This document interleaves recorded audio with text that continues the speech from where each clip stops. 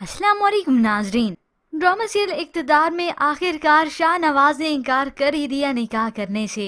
महरू का चेहरा उसकी नजरों से हटा ही नहीं था। वो उसे बेवफाई ये कभी ना करता अगर उसकी माँ उसे पाबंद ना करती।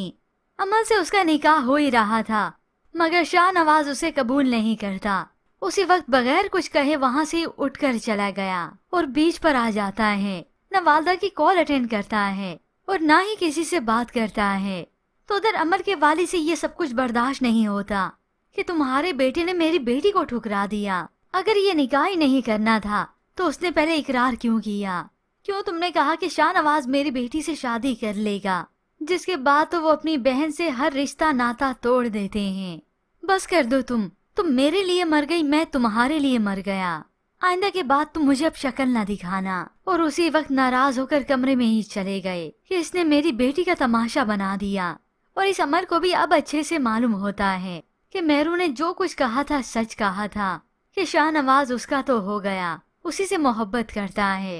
तो इधर शाहनवाज भी माँ को कह देता है, आज मैंने अपनी मोहब्बत का सबूत दिया है। मोहब्बत में गिरफ्तार इंसान न रंग रूप देखता है और ना ही उसे खानदान याद रहता है, सब कुछ भूल जाता है। उधर महरू जो कि दोस्त का कहकर गई थी वो तो थी नहीं, तो वो अपने मायके चली गई। अब काफी देर हो चुकी है, महरू को पिक करने शाहनवाज नहीं आ रहा। वो महरू की कॉल भी अटेंड नहीं करता तो महरू बहुत ज्यादा परेशान होती है। मगर इधर परवीन बेगम तो उसे ताना दे मारती हैं, हमेशा के लिए घर छोड़कर आई हो क्या? ये सुनकर तो महरू की आंखें नम हो जाती हैं। फिर आखिर अपने फिरोज चचा को ही कहेगी कि वो उसे ड्रॉप कर दें। इधर शाहनवाज जो कि घर आ जाता है मगर वो मेंटली तौर पर बहुत ज्यादा डिस्टर्ब होता है। तो जैन तो उसे बातें ही सुनाता है कि अमल तो फिर भी आपके कैलिबर की है, लेकिन वो महरू। उसकी बात मुकम्मल ही ना हुई थी कि शाहनवाज जोर से उससे चिल्लाते हुए रोकता है, चले जाओ जैन यहाँ से, क्योंकि उसकी खातिर ही तो उसने इस निकाह से इनकार किया। वो महरू को अकेला नहीं छोड़ सकता, उस पर ये जुल्म नहीं कर सकता। और इधर इस महरू को खबर ही नहीं होती कि उसकी फतह तो हो गई।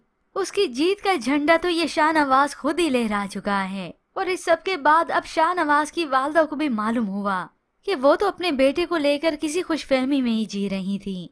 जिस महरू को वो अपने स्टेटस का नहीं मान रही, उसे हकीर जानती हैं। उनका बेटा तो उसी से मोहब्बत कर चुका है, उसे अपना दिल दे चुका है।